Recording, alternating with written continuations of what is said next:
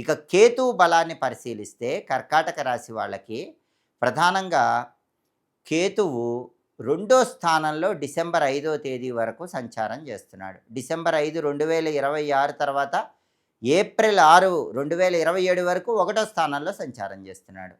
ఈ 2 సంచారాలు యోగించవు. అంటే పరాభవ నామ సంవత్సరంలో కర్కాటక రాశి వాళ్ళకి కేతు బలం లేదు. డిసెంబర్ 5 వరకు కుటుంబంలో గొడవలయ్యే అవకాశం ఉంటుంది. మాట దూకుడుతనం వల్ల కుటుంబంలో గొడవలయ్యే అవకాశం ఉంటుంది.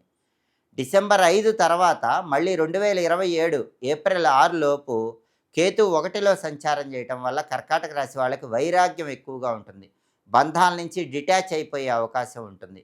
వేదాంత విషయాల గురించి ఎక్కువగా ఆలోచిస్తూ ఉంటారు. ఆకస్మిక హెల్త్ ఇష్యూస్ వచ్చే అవకాశాలు ఉంటాయి. అంటే సంవత్సరం మొత్తం కూడా కేతు బలం లేదు. కేతు బలం పెరగాలంటే మంగళవారాలు కర్కాటక రాశి వాళ్ళు గణపతి ఆలయ దర్శనం చేసుకోవాలి. గరిక ఎర్ర పుష్పాలతో గణపతిని పూజించడం, సంకటనాశక గణేష స్తోత్రం వినటం, అలాగే గణపతికి సంబంధించిన గం క్షిప్రప్రసాదనాయ నమః మంత్రం వీలైనప్పుడల్లా 21 సార్లు చదువుకోవటం చేస్తే కేతువు ఇచ్చే వ్యతిరేక ఫలితాలు తొలగిపోతాయి.